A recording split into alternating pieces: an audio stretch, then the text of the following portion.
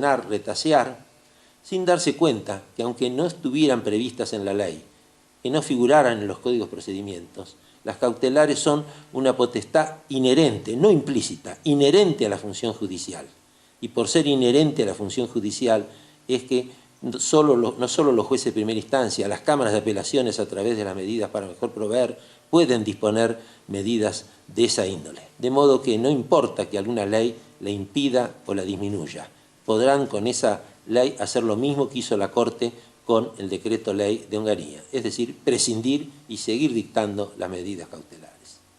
Es el derecho positivo, comenzando por la Constitución y continuando por la ley, y son los jueces los que dan las diversas medidas de la protección. Como meta siempre está presente el desideratum de una amplia protección para que el derecho se realice. Así lo ha entendido en un fallo la Corte Suprema de Justicia de la Nación, un famoso caso Pérez de Smith, en el cual cita a Jhering. Y el párrafo más arcóntico de Jhering es el siguiente: el verdadero valor del derecho descansa por completo en el conocimiento de sus funciones, es decir, en la posibilidad de su realización práctica, la realización práctica del derecho. La función del derecho en general es la de realizarse. Lo que no sea realizable nunca podrá ser derecho. Y sigue en la lucha por el derecho hablando de estos temas von Jhering. Ahora bien, dado que el concepto de propiedad que dimana de la Ley Suprema de la Nación es de una amplitud conceptual mucho más amplia, comprensiva y extensiva que la de la legislación civil y comercial, superando a los derechos reales y a los demás bienes materiales e inmateriales de las personas físicas o jurídicas, puede afirmarse en consecuencia que este derecho es también invocable para y por todas las partes componentes e intervinientes en la mecánica de su protección. La Corte Interamericana de Derechos Humanos, con sede en San José de Costa Rica, tiene jurisprudencia al respecto, jurisprudencia que por decisión de nuestra propia Corte Suprema, a partir del caso Giroldi, es de aplicación obligatoria y que crea una protección amplísima del derecho de propiedad que, por supuesto, luego depende de la buena voluntad de los Estados cumplirla o no cumplirla cuando se llega a la Corte Suprema. Pero en el caso de Perú, en que hubo una confiscación del 54% de las acciones de una empresa privada por Fujimori, llegado el caso a la Corte Interamericana, la Corte ordenó devolver las acciones, indemnizar el daño causado, el lucro cesante, el daño moral y además obligar a que el gobierno peruano procesara a los funcionarios que habían sido autores de esa medida. Esta es una de las causales, no la única, por las cuales Fujimori sigue preso. Cualquier parecido con la realidad es pura casualidad. Segunda parte. Asimismo, cabe tener en cuenta que si la declaración de inconstitucionalidad es la última ratio a la que puede acudir el juez de cualquier instancia, cuando no encuentre forma alguna de poner en armonía ambas normas, la superior y la de menor jerarquía, en el caso de actos internacionales que entren en conflicto con normas nacionales, corresponde respetar el precepto del artículo 27 de nuestra Constitución, según el cual es menester inexorablemente que esas relaciones externas estén en conformidad con los principios de derecho público establecidos en esta Constitución. Y cabe aclarar que el artículo 27 no fue susceptible de reforma porque está en la primera parte de la Constitución. De tal manera se desprende que en el caso de conflicto o contradicción debe entenderse que al aprobarse ese acto externo, tratado, convención, pacto, lo fue con una reserva implícita que priva de jerarquía constitucional a la norma o a la parte de la norma, atento a que en las condiciones de su vigencia, como dice nuestra Constitución, medió esa reserva que se nutre directamente del artículo 27 de la Ley Suprema Nacional. Esta interpretación es coherente con otra aclaración muy cierta que formulara la Academia Nacional de Derecho el 25 de agosto del año 2005, cuando precisara que el artículo 75, inciso 22, que es donde está toda la jerarquía constitucional de los tratados, establece que esos tratados y convenciones de derechos humanos que allí se mencionan, siempre que cumplan tres requisitos tendrán esa jerarquía. Primero, en las condiciones de su vigencia, es decir, puede haber cláusulas interpretativas o reservas que el Ejecutivo o el Congreso hayan introducido al aprobar esos pactos. Segundo, que no deroguen ningún artículo de la primera parte de la Constitución. o sea, 35 artículos iniciales. Y tercero, solo pueden tomarse como complemento de los derechos y garantías constitucionales para la interpretación de los mismos, es decir, para ampliar, pero no para retasear. Tanto es así que en el seno de la Convención Constituyente de 1994, que aprobó la reforma hoy vigente, la Comisión de Integración y Tratados Internacionales había redactado un proyecto por el que daba primacía absoluta a los tratados por sobre el derecho interno, es decir, que establecía una especie de suprainternacionalismo, pero fue cambiado por el texto que ahora está vigente. Y este, obviamente, tiene una redacción muy distinta a la del proyecto de aquella comisión. Es decir, que tienen jerarquía constitucional, pero no tienen una supralegalidad supraconstitucional. Tercero, el llamado Pacto de San José de Costa Rica o Convención Americana, aprobado en 1969, que tiene vigencia en la Argentina, en su capítulo tercero sobre derechos económicos, sociales y culturales, incorporó y protegió esos beneficios, estableciendo en el artículo 26 la línea del desarrollo progresivo, desarrollo no instantáneo, progresivo, al disponer que, cito, los Estados partes se comprometen a adoptar providencias, tanto a nivel interno como mediante la cooperación internacional, especialmente económica y técnica, para lograr progresivamente la plena efectividad de los derechos que se derivan de las normas sobre las distintas materias contenidas en la Carta de la Organización de los Estados Americanos, en la medida de los recursos disponibles, por vía legislativa u otros medios apropiados. Disposición esta que complementa a la incluida previamente en el artículo 28 de la Declaración Universal, que también cito: toda persona tiene derecho a que se establezca un orden social e internacional en el que los derechos y libertades proclamados en esta declaración se hagan plenamente efectivos. Esta doctrina de la progresividad, para lograr la plena efectividad, progresividad, efectividad de los derechos, también ha quedado estampada en el Pacto Internacional de Derechos Económicos, Sociales y Culturales, que estipula en uno de sus artículos el compromiso a adoptar medidas con ese fin, cito, hasta el máximo de los recursos de que disponga cada Estado. Según este pacto, a tenor de su artículo 12, se debe tener en cuenta, primero, que los Estados partes en el presente pacto reconocen el derecho de toda persona al disfrute del más alto nivel posible de su salud física y mental. Para el caso argentino, también vale otro artículo de ese pacto, el 28, habida cuenta de nuestra forma de Estado, que es un Estado federal, compuesto por 24 unidades, 23 provincias más la Cava, puesto que dispone lo siguiente: las disposiciones del presente pacto serán aplicables a todas las partes componentes de los Estados federales sin limitación ni excepción alguna. O sea que nuestras provincias también tienen que cumplir los pactos.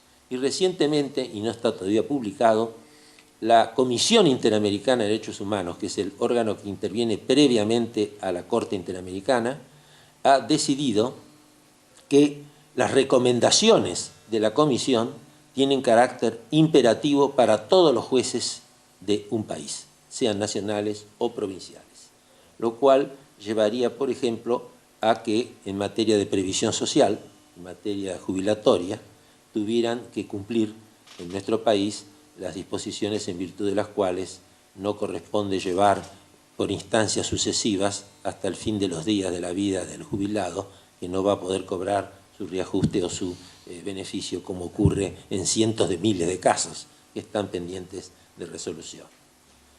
Cuarto, de los densos contenidos de este verdadero tratado de la protección de la vida desde la perspectiva jurídica, se desprenden condiciones insoslayables con un par de conceptos esenciales cuya presencia es un testimonio más de la estrecha relación que une al derecho privado con el derecho público, toda vez que no es admisible la prescindencia de la aplicación y el sustento de las creaciones legales al margen de conceptos tan arraigados como son los de la seguridad jurídica y del orden público. Voy a tratar de referirme en una visión así en escorzo, panorámicamente, a ambos. En su viejo manual de Derecho Constitucional, mi maestro Carlos Sánchez Viamonte decía que para la manifestación de la personalidad y para su pleno desarrollo se necesita un conjunto de condiciones que consagren su inviolabilidad.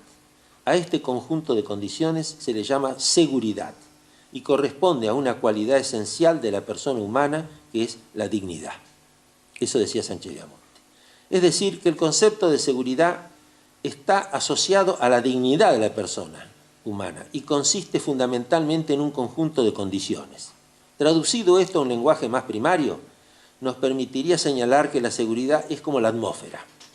Tener seguridad es contar con condiciones atmosféricas que permitan desde la oxigenación hasta la posibilidad de la supervivencia, es decir, todo aquello que hace a las condiciones de vida, es mi opinión.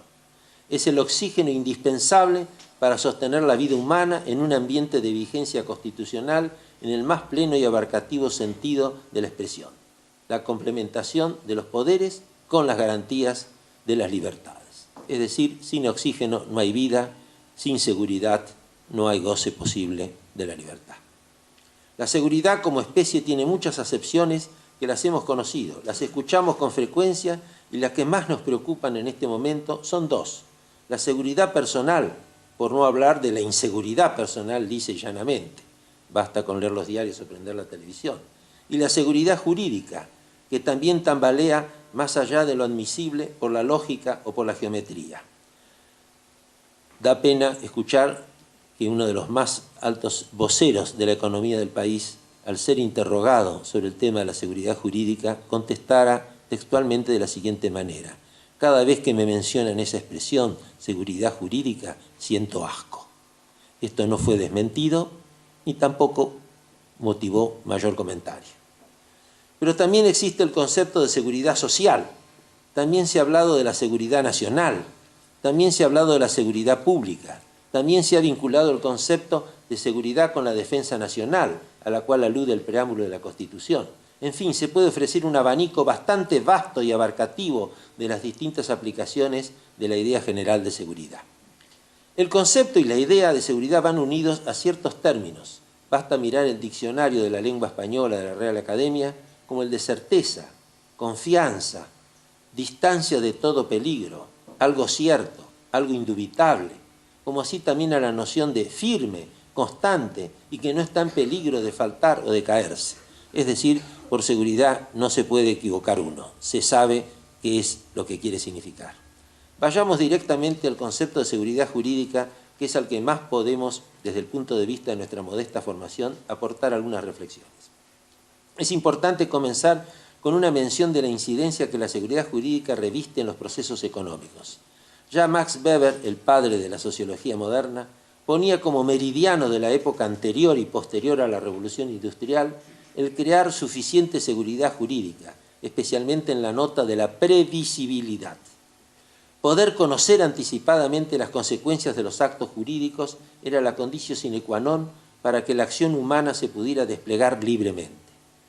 Puede decirse, sin temor a equívocos, que la explicación del gran crecimiento del capitalismo en Occidente tiene un gran nexo y una gran relación con las condiciones en las que se desenvuelve la seguridad jurídica.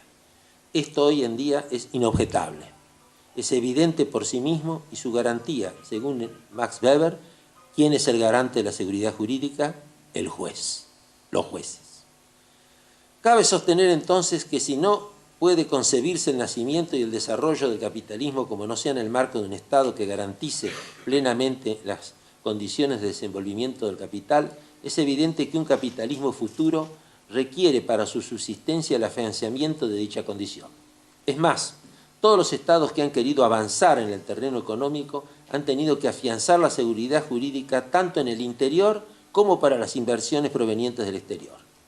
Por ello, la situación puede definirse con la siguiente ecuación: a mayor seguridad jurídica, mayor posibilidad de desarrollo económico futuro. Sin lo uno no viene el otro. A efectos de lo cual no puede soslayarse la intervención fundamental que debe tener el Estado en la cuestión, habida cuenta que modernamente no puede entenderse un sistema económico que no repose en reglas claramente establecidas para el comportamiento de los agentes económicos. Lo contrario sería suponer que puede existir un capitalismo sin reglas, sin leyes, casi diríamos un capitalismo salvaje, y esto no se compadece con las necesidades del mundo actual tan interdependiente. Por ello, aparece primigeniamente vinculada con las garantías de la persona frente al Estado, para aventar todo resabio de despotismo o absolutismo, y se extiende simultáneamente la seguridad a la propiedad, como al resto de las libertades positivas del hombre, a todas. Siempre debe tenerse presente que la consolidación de la seguridad y de la seguridad jurídica en particular no puede ser solo una política de Estado, pues se trata de algo más que una política de Estado. Es la base misma del Estado de Derecho en un régimen constitucional.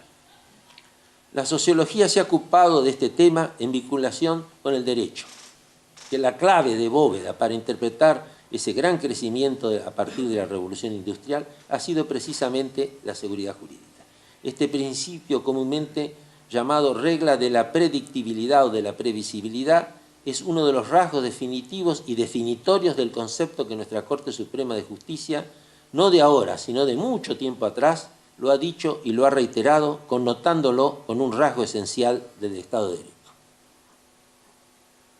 Los anglosajones han hablado del rule of law y también de la seguridad jurídica en distintas denominaciones o con distintos alcances, pero estamos sin duda ante un conjunto de términos que convergentemente apuntan hacia lo mismo.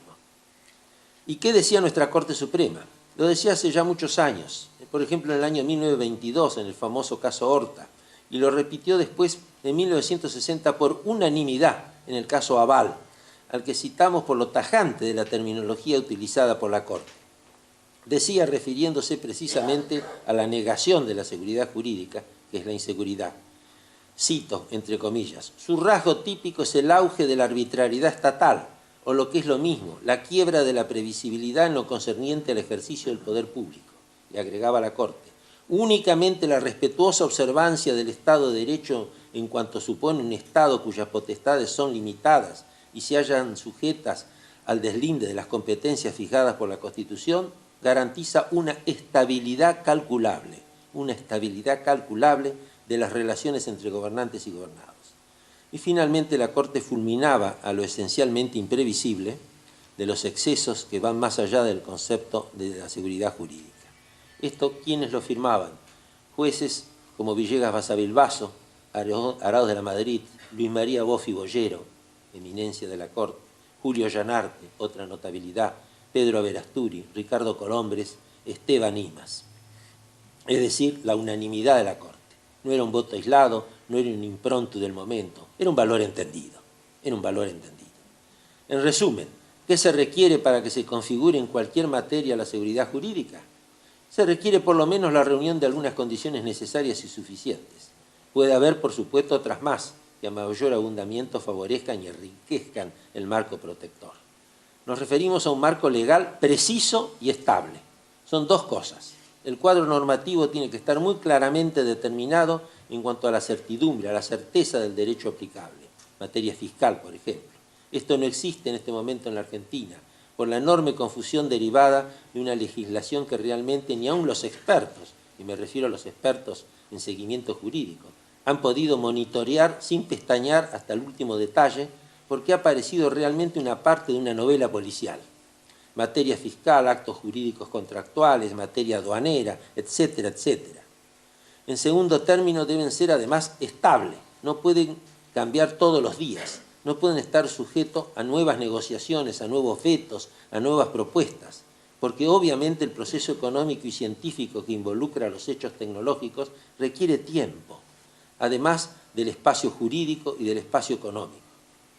Ralph Dahrendorf, gran politólogo de origen alemán, que adquirió después la nacionalidad británica y llegó a ser increíblemente miembro de la Cámara de los Lores, señalaba, discípulo de varios filósofos y pensadores ingleses, precisamente que junto con la independencia de un juez está el requisito de la claridad y la estabilidad de las normas. Eran los dos recaudos que él ponía para el rule of law: independencia del juez y estabilidad de las normas.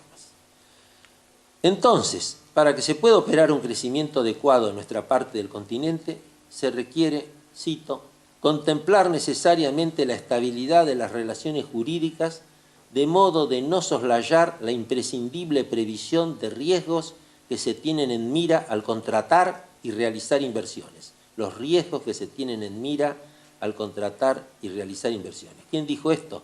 Esto lo ha dicho la Corte Suprema en el caso Luna, no hace mucho, y por ello, hace 10 años, y por ello ha anticipado todas las posibilidades de violación de la seguridad jurídica y ha advertido sobre los riesgos siguientes y subsiguientes que a ese acontecer le siguen. Un maestro de la historia económica argentina, como es Roberto Cortés Conde, tiene dicho en su libro, con un cálculo aproximado, pero muy creíble, muy veraz, que si un inversor, un emprendedor argentino o extranjero, visitante o estable, o doña Rosa que sacó la plata del colchón y decide hacer algo, poner una tienda o lo que sea, un kiosco, necesita saber si esas reglas del juego que están en vigencia van a durar. Si el juego es normal y hay seguridad jurídica, el cálculo es a 20 años. En 20 años se amortiza el capital invertido, se hace el ayornamiento, el mantenimiento, la renovación de los equipos y se gana lo que se pretende ganar legítimamente, en 20 años. Si las reglas del juego se cambian cada 2 años, como ocurre más o menos en nuestro país, en 2 años hay que ganar todo lo que en 20 años se quisiera ganar. Por lo tanto, o cae la calidad del producto o el capital se fuga a otro lado. Quinto, en cuanto al alcance del cliché del valioso concepto de orden público, y esto es una pieza fundamental que no está suficientemente advertido el peligro que se corre con el concepto de orden público, que es tan valioso en sí mismo. Ahora todo es de orden público. Entendido como un núcleo jurídico indisponible e inderogable por las partes, es bueno ponderar que puede ser tan perniciosa su ausencia como su abusiva invocación por parte del legislador. Partimos de la base que en cuanto se refiere a los preceptos constitucionales, todas sus normativas están revestidas del blindaje que le otorga su condición de normas de orden público. Hasta una coma o un punto y coma puede cambiar el significado de la Constitución si se prescindiera de ella. Ha ocurrido con el artículo 23. Los romanos lanzaron la consigna Salus Populi Suprema Lex Est, la salud del pueblo es la suprema ley, y a partir de allí la invocación de esa primacía fue puesta al servicio de múltiples causas o propósitos con el objeto de justificar y convalidar una apreciable variedad de decisiones y de normas que eran sancionadas con el objeto de afrontar y resolver situaciones excepcionales o enfrentar casos rodeados de circunstancias especiales. Puede estimarse que esta supranorma, el orden público del derecho romano, es uno de los antecedentes lejanos de las normativas que a través de los años han conducido a la inquietante frecuencia de la aplicación de un derecho emergencial, como se lo llama ahora, convirtiendo en habitual la vigencia jurídica prevista para las hipótesis extraordinarias, casos de crisis o estados de necesidad que superan en gravedad y consecuencias a los meros siniestros o accidentes. Ahí sí.